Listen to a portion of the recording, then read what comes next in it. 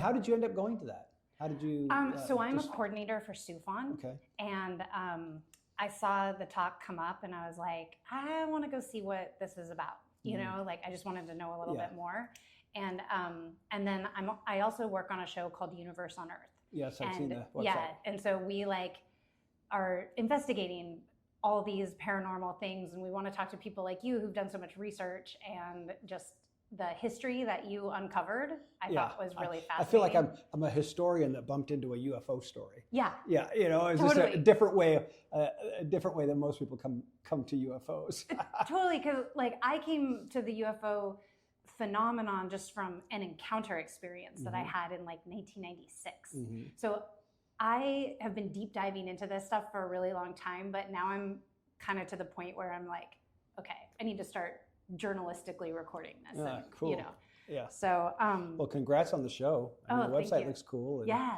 Yeah. How long have you been doing that? Is that just now starting up? We just started it this year. Okay. First thing we were wondering is, how did you bump into the Maury Island incident and just your personal background with it? Yeah, I live in the city of Des Moines, and our little community in Des Moines looks right across Puget Sound at Maury Island. And so I've lived in that community since 1988, I believe, and had been there for decades and had never heard this story. So moved in, lived there, look at it every day, never heard the story. And it wasn't until I was in a coffee shop in 2012 with a friend, a neighbor, and you know, all good stories, coffee shops, right? Totally. No, it's so true. That is so true. And we were talking about another piece of history that was local, was Ken Burns' Prohibition documentary. It had just aired in 2012. And there's episode 2 had a little segment that was local to Seattle about Roy Olmsted, and we were there talking about this as local history. And in this coffee shop, somebody kind of leans into our conversation, that kind of like strange moment in a coffee shop, and says, "You like local history? Do you know about the Maury Island incident?" Oh my gosh. Yeah, that's and we were like, "No," and then he starts to explain it's UFOs and everything, and we're kind of like, you know, "Oh, thanks." Yeah, right. You know? Yeah. Like, oh, the crazy person. We'll check that out, right? Exactly. Yeah. But you know, he was passionate, and he was very kind, and you know, he just shared the information.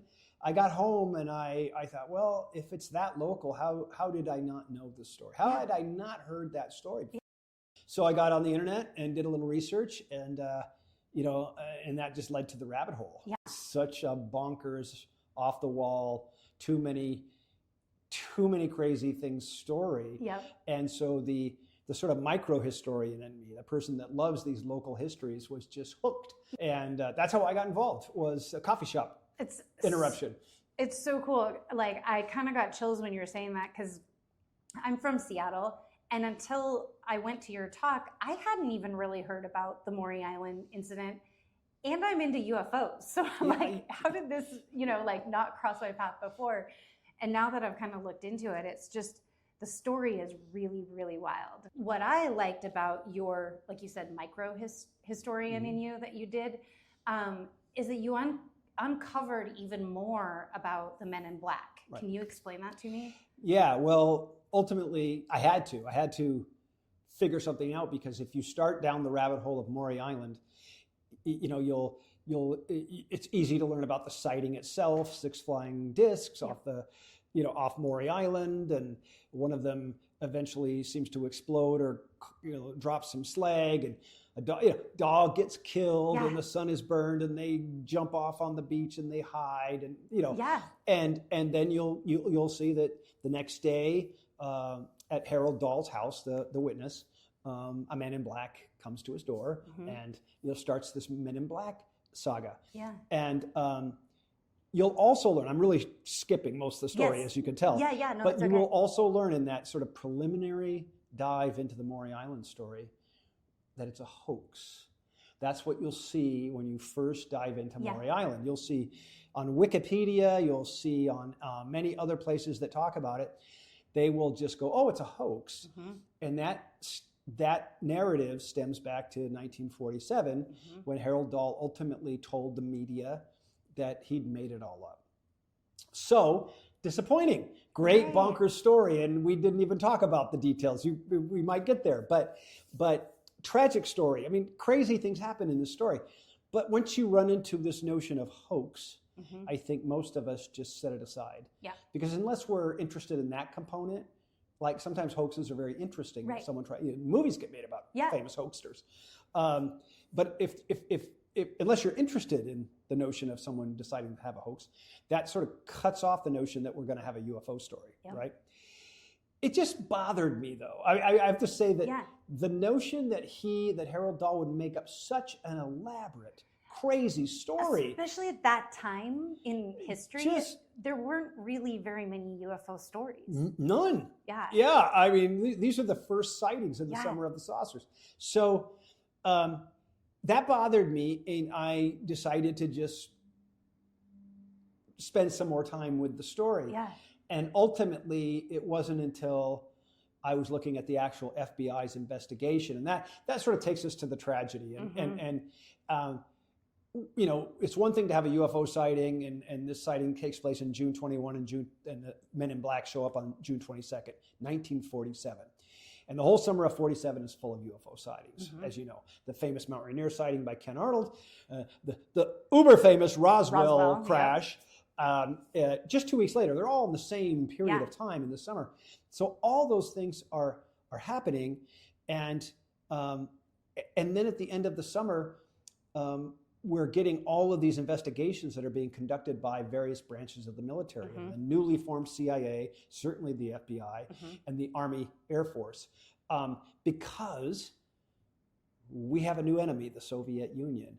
And we might be seeing, when all these sightings are occurring, thousands of them across the country, maybe something's overflying the United States. So the government agencies probably aren't thinking about little green men. Right. They're thinking about is there technology that we need to be concerned about? Yeah. The agencies investigate. And so at the end of the summer, 2 Army intelligence officers, they're pilots, they are assigned a number of stories, and one of the stories that they're to investigate is the Maury Island sighting. And so they come up from Hamilton Field in San Diego in a B-25 bomber, because there are a lot of those after the war. Right, I mean, it's just crazy to me. Like, that's how you get around. Yeah. Fly up in a B-25 bomber, land in Tacoma at McCord. They go and they're scheduled to meet with Harold Dahl, with a man named Fred Chrisman, who's got his own notorious history, another pilot for United Airlines who'd seen UFOs.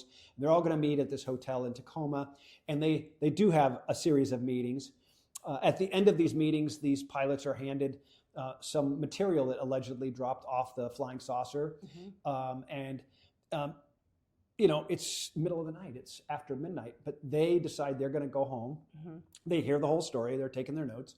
They go back to their airfield at McCord. They take these samples of this slag that they've been handed, manifest it, and I love this stuff. This is the stuff that's just so theatrical, right? Yeah. Top secret cargo. Yep. Goes into the navigator's kit when they get back on the B-25. They pick up 2 hitchhikers, enlisted men, a sergeant and an enlisted man, to give them a ride down to San Diego. And the reason they leave in the middle of the night is because the first day that the Air Force has separated from the Army, we now call it Air Force Day, August 1, 1947. Wow. Big, huge deal, because now they're going to be in the Air Force, not the Army. Yep. They're going to be celebrations, there's going to be speeches and parties. And they want to get home, so they leave at like 2 in the morning from McCord, and that flight makes it 45 minutes or so into the flight, spontaneously combusts. Wow. They manage to get parachutes on the 2 passengers, get them out of the plane, but the time it takes to do that is too much time, and the left wing breaks off and they die in the crash. So what happened to the top secret slag? So top secret cargo. Plane crashes. It's in deep forests, you know, rugged terrain east of Kelso. The Army flies a platoon down that next morning, and they are able to reach the plane, and they cordon. They secure the site. They don't let any local law enforcement in, and then they bring another intelligence officer to the site. Okay. Like a CIA person, or we don't know. Okay. But in the Army's final mission, this is all from the Army's final mission report. This is like government documents. Yes. The new intelligence officer secures top secret cargo. Okay. As soon as he has the top secret cargo, he leaves. He leaves, of course. And the Army just gives the site back to local law enforcement, which Wow. I just wow. Yeah. And of course, everybody wants to know, well, where did it go? Right. And nobody knows where it went. And that's the big mystery. That is a big mystery. Yeah. That incident, that tragedy, that this UFO sighting at the beginning of the summer that launches the Summer of the Saucers, that we see all these sightings through this tragedy, that's what ultimately triggers the FBI's involvement, because they have jurisdiction over the crash of a military plane in peacetime in the United States. Yeah. So the FBI is assigned, and they assign the lead field agent assigned is a Special Agent Jack Wilcox out of the Tacoma office, and he's supposed to figure out what happened and why did it happen. Yeah. And so I like to think about this as history's first X-file. Oh, okay.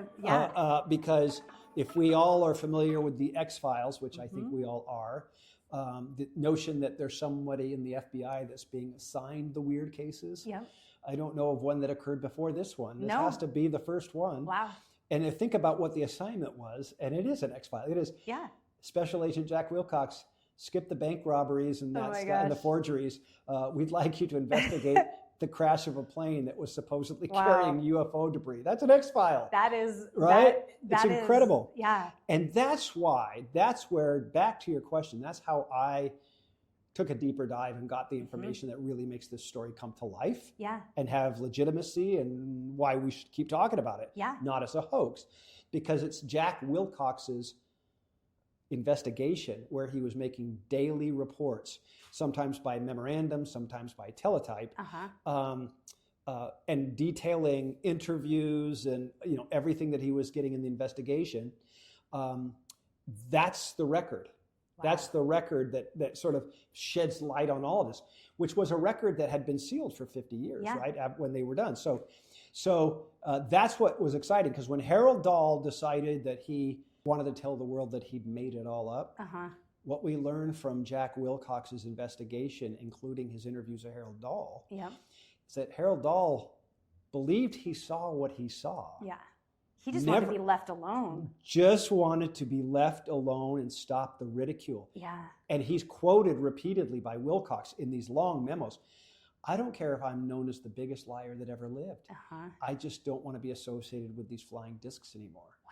But he always adds, but I saw what I saw. Yeah. I didn't make it up. And so now, 50 years later, plus how many more years by the time someone like me stumbles and spends some time on it, that was the only narrative about Maury Island. Yeah. So you can imagine how hard it is to erase what everybody has already rejected. Yep. And that's kind of what we're doing, what I'm doing when I give the talks around the Pacific Northwest, and even the festivals that we have created, the Men in Black Birthday Bash Festival now on year 3. These are ways to sort of allow this truth to bubble up. Yes. We can always debate and investigate and explore what might have happened. Right. But I think we now know plenty to say we need to set aside this idea that it was just a hoax. Yep. Because that clearly isn't true. Yeah. I mean, there really isn't there's no counter narrative. Another agency investigated it and came to a different conclusion. Right. The only agency that investigated this and came to the conclusion was he never backed off. He never. In fact, we joke around that we think the most famous 4 words in UFO history should be Dahl did not admit. It's right. And those 4 words, incredibly, are in a teletype from Jack Wilcox to J. Edgar Hoover. Wow. Right? So you're the lowly Tacoma field agent. Yeah. And what's happened earlier in that day, it's August 14th, 1947. You're in the middle of your X-File investigation. The director of the FBI has sent you a teletype directly. Yeah. Wow. Most powerful man in the world, potentially, at this point in time, 1947. Yep. And has basically said, based on what I see, this looks like it's a hoax. He's read that this narrative has been introduced. Yeah. And so the director of the FBI is telling Wilcox, you should just close this case. And Wilcox just, I think, courageously Agent Mulder-ish, right? Right. I know, I'm like, good old you're like, Mulder. where did this come from, right? Yep. Teletypes within 3 hours back to J. Edgar Hoover that is incorrect. Wow. That Dahl did not admit that it was a hoax, but instead said he was going to just make up this story to get out from under it. Yeah. And I just think that is that's just another layer of the great history of the story. And when we allow this narrative of, oh, it's just a hoax to exist, we're missing all that. Exactly. We're just missing everything. That's exactly why Universe on Earth, why we're here, is to record these things and to demystify and take away that stigma of exactly what Dahl was trying to get away from, which is, like, oh, the crazy person, or that, because these things happen to innocent people. Dahl wasn't doing anything other than his fishing job, and he wasn't expecting to be in the limelight of any sort. So it's, this is commonplace all over the world, really. Well, the other thing that happens is when you allow the narrative of hoax to control, then we lose even the pop culture components of this, right? If Dahl is a hoaxer, then the fact that history's first appearance of a Men in Black is part of his narrative also goes away. Right. He just made it all up. Right. And yet now, if we know, well, he really wasn't a hoaxer. This is all his actual narrative is that on June 22nd, a man dressed in black suit, white shirt, black tie, actually came up in a black Buick, 1947 Buick with a fedora on, knocks out the house and says, I know what happened to you yesterday on the water and we need to go talk about it. And they go talk about it at a diner in Tacoma. And then at that point, the man in black explains everything that happened on the water yesterday. That is such a trip. And then does what we now know that Men in Black do, issues the warning. Yeah. And he basically says, after all this, it's like, you shouldn't talk about it, or bad things will happen to you, bad things will happen to your family. So, that, we can even say that even if it is true that this was a hoax, throw that stone in the water, the ripple, that's everything we now know about Men in Black, or think about Men in Black, or mythologized about Men in Black, or the Hollywood franchise Men in Black, or X-Files. That came from the Maury Island story. Yeah. Right? You can just trace the timeline from 1947, June, up through other people who have talked about Men in Black. And it's always, the next step, logical step from Maury Island story. Yeah. And there's no reason that legacy should be erased. Oh, totally. Yeah. That's another thing that I actually really liked about your work, is that you were petitioning the Washington Historical Society. Can you tell me about that? Well, it was actually the, we've done a lot of work with the Washington State History Museum and Historical Society, and they've been great about having programs. But it was actually the Senate, the Washington State Legislature, that in 2017 we kind of had lobbied certain people and said, this is really part of our history and popular culture, and it's wrongfully being erased. Yep. And why? And so it was kind of neat. In 2017, the Senate passed a unanimous resolution proclaiming, among other things, that the Maury Island Incident story, is an important part of our history and popular culture, and introduced these, started the Summer of the Saucers, introduced the concept of the iconic Men in Black. And it's just really a wonderful, fun piece of legislation. And as far as I can tell, it's the only state that's sort of taken its stand on its UFO story, which I think is kind of fun. I think it's great. And, as I dig a little deeper into Washington State in general, it really is a UFO hotspot. Oh, yeah. I mean, if you look at the number of sightings we have in Washington State, being the very first sighting in Washington State, I know a lot of people think of Roswell because that's a big story, but I listened to a talk from Jeff Kindle, who's with MUFON, just last week, and he talked about the 30-mile radius of Mount Rainier and just all the abnormal things that happen there. And I'm very convinced that there is some sort of vortex or portal or something in certain areas that have energetic frequencies that are, who knows what it is, but just exploring it is really fascinating. Well, I think another way that I kind of think about it when we are touring or we have guests or we go over to Vashon Maury, and which by the way is a wonderful thing to do, is to go over to Vashon Maury and take the hike down to the beach where they got out of the boat. I'm going to do it. And just sort of feel like that I can see it happening here, right? It's just a really cool place to be. But on a day that's clear, I mean, this would not be a good day. Right. But if it's a clear day and you stand on that beach, Mount Rainier is just huge. You're just looking right across the water at Mount Rainier. And what's important about that is, kind of to your point, these are not separate locations. Right. They're connected.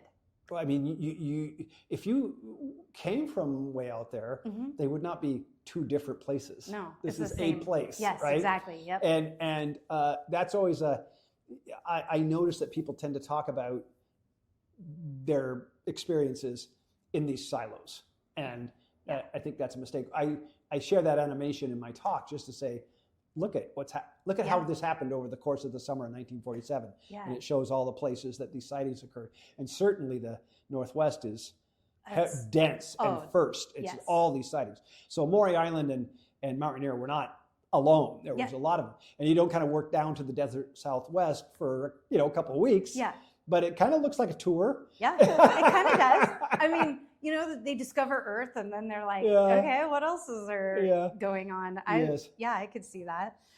So my last question is about the Maury Island Incident movie. That did your research spawn it, or tell me the correlation between those two? So the very first thing, this probably is a symbolic of my character or lack thereof or something, but the very first thing we did when we learned the story, when my neighbor and I learned the story, was we thought, what do we do with this? We would ask our neighbors, do you know this story? Like, we all look at it every day. Yeah. Do you even know? No, nobody knew. Yeah. Right?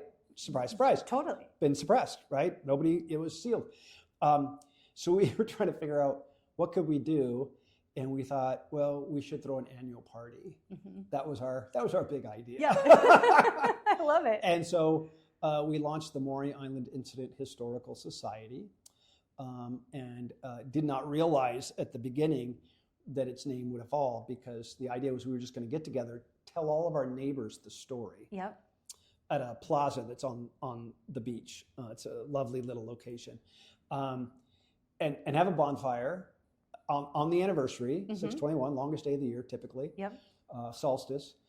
And then my neighbor said, well, I will make a saucer and we'll burn it. And I said, and then it evolved within years to be Burning Saucer, kind of riffing on Burning Man. Yep. So every year now in this little private setting, we have been doing Burning Saucer, and it's grown and grown and grown. It's been, all kinds of media coverage for this little party. Den of Geek, I think, labeled us the birthday party for the Men in Black, and Ripley's, believe it or not, came out and did a story. It was like, this is a private neighbor party, right? It's not a big, So that spawned. So that's kind of how we were doing that fun thing. At the very first Burning Saucer, Scott Schaefer, who is the director of the movie, came. It was a friend. Yeah. And afterwards he came up and said, that is like the best, because I did the story. Yeah. I did the tell. Yeah. Right. And he goes, that is the best movie pitch ever. Let's make a movie. Cool. And so we decided, well, we'll see if we can raise enough money to do something.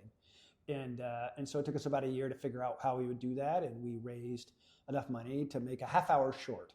So it's what we call a very long short.